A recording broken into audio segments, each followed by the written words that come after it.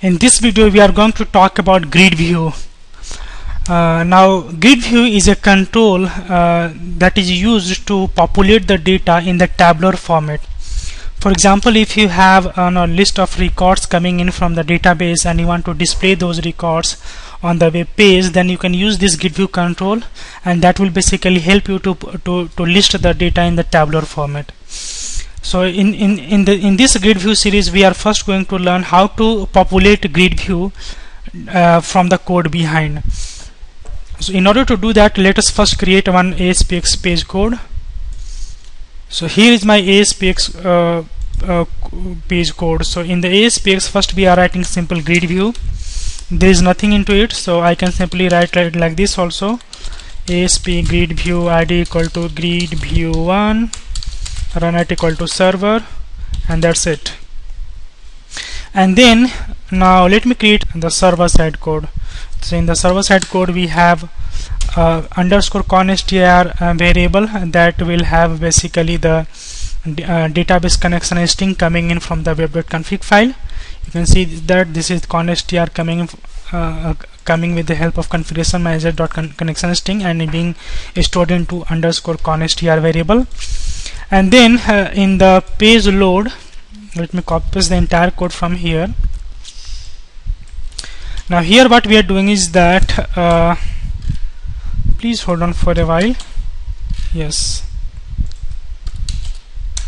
Now here what we have done is that we have called get data method when this page will be loaded for the first time. So when this page will be loaded for the first time, then naturally it will not be each post back.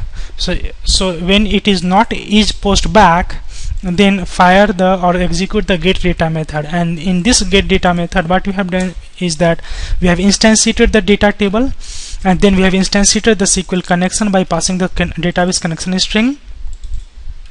And we are using here select STATEMENT here. Here in this demonstration I have used the inline select statement. It means that I am writing the SQL select statement in the C# code itself. Ideally in the real-time project you should use stored procedure, and I have demonstrated how to use stored procedure in a separate video that is under ADO.NET video series. Then once we have the SQL statement with us, then what we have done is that we have instantiated the SQL command by passing the SQL statement and the database connection, and then we have instantiated the SQL data adapter by passing the SQL command object. Once we have the adapter object, then we can call the fill method and pass the data table object. Because we have only one select statement here, so naturally data table object is the ideal way to use instead of using data set. Data set is generally used when you have multiple select statement into the SQL or coming in from the stored procedure. Then you can use data set. Otherwise, if you have only one select statement or only one result set coming in from the database, then you can use simple data table.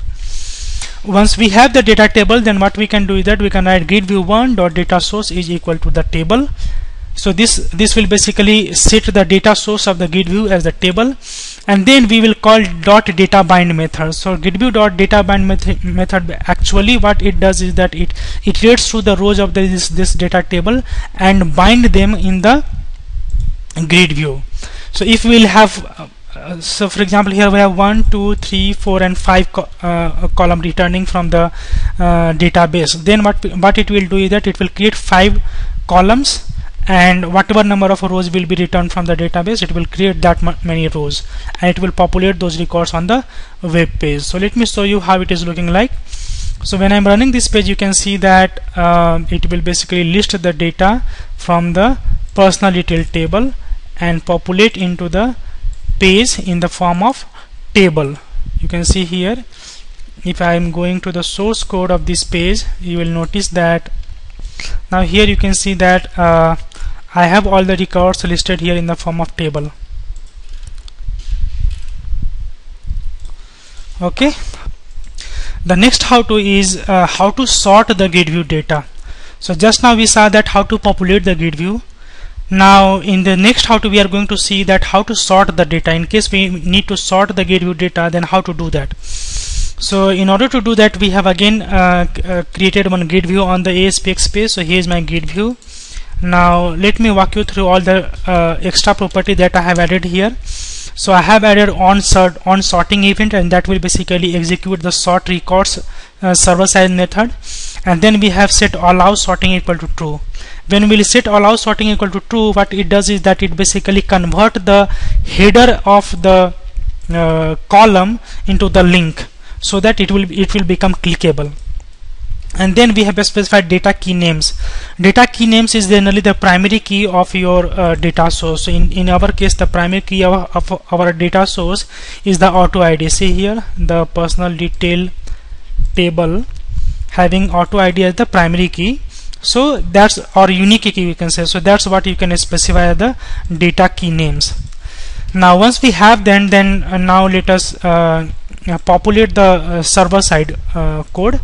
So for that we have naturally a database connection string first in the code behind.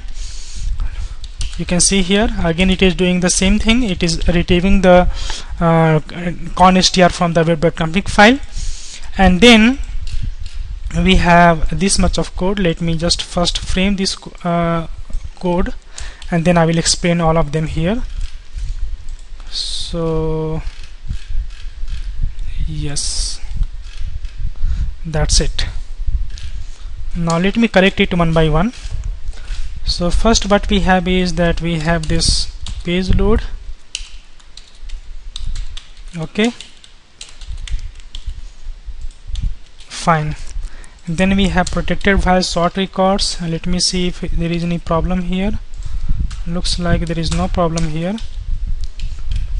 And here we have this, and then that's it. Now you can see that my all code is looking good.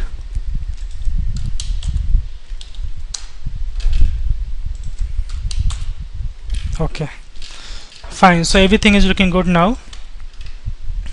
Let me just align them properly, and yes. Now let's try to understand the code from the beginning. Under the page load event, if it is not each post back, then we are calling the bind data method, and this bind data method will again here we are going to call the get data method, and this get data method will basically instantiate the SQL connection, fire the select statement, and that will basically retrieve all the records from the personal detail table, and it will return this data table.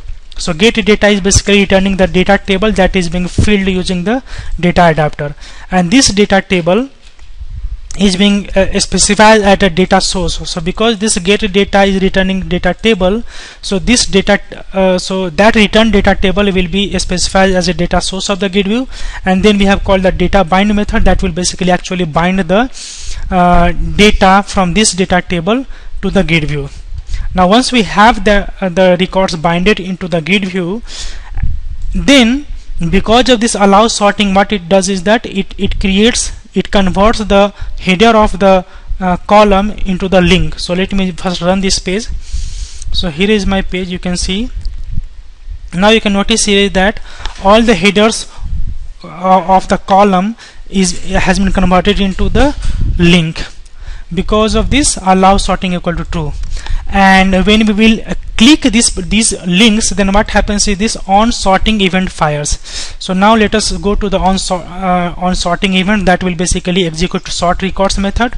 So here is my sort records method. Yes, in this sort record method, the second parameter will be GridView sort event arguments, and using that event argument we can get the sort expression. Now sort expression will be nothing but the field name. So in this case auto ID, in this case first name, last name, age and active. So once we have the sort expression, then what we can do is that we can check for the sort direction. Now there can be two-way sorting. One can be in the ascending order and another can be into the descending order. So first we are determining that whatever sorting is existing currently, that is in the ascending order or in the descending order. So if it is in the ascending order, then we are writing that okay, if it is ascending, then change it to the descending order. Okay, and if it is descending order, then change to ascending order. and then we have a direction string variable, and based on that we are specifying the value for this direction variable. So if it is ascending order, then I am writing direction equal to DESC. If it is descending order, then we are writing direction is equal to ASC, means ascending. I will show you what is the use of this later on. Now once we have that, then what we can do is that we can again call the get data method, because we will have to repopulate the data. So we are calling the get data method that will basically return the data table. As you can see here, this get data method is returning data table here. And then now, because we have to sort it, so we can sort using the sort expression. So in this case, if we will click on the first name, then this sort expression will the first name. So we have used a default data view. So table object dot default view dot sort is equal to sort expression. So sort expression, in case we will click on first name, the sort expression will be first name, and then direction. If it is already ascending order, then sort into the descending order, and if it is descending order, then sort into the ascending order. So it will basically toggle the sorting of that particular column. And then once we have the data sorted, then we are specifying the data table as the data source of the GridView, and then we have bounded the GridView.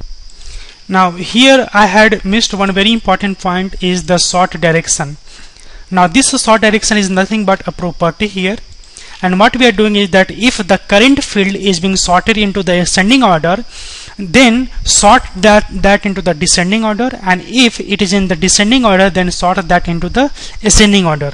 So what this sort direction is doing is that it is basically storing the current state of the sort direction into the view state, and if this sort direction property is being set the value, then it is storing into the view state, and if it is being retrieved from the view state, then then that view state data is being unboxed into the sort direction object, and it is being returned here. This is very important point, because if you will not use this sort direction mechanism to store into the view state, you will not be able to toggle the sorting directions. So let me run this page, and you will notice that when I will run this page, what happens is that all the columns are treated as the ascending order first. So now let me click on the first name link.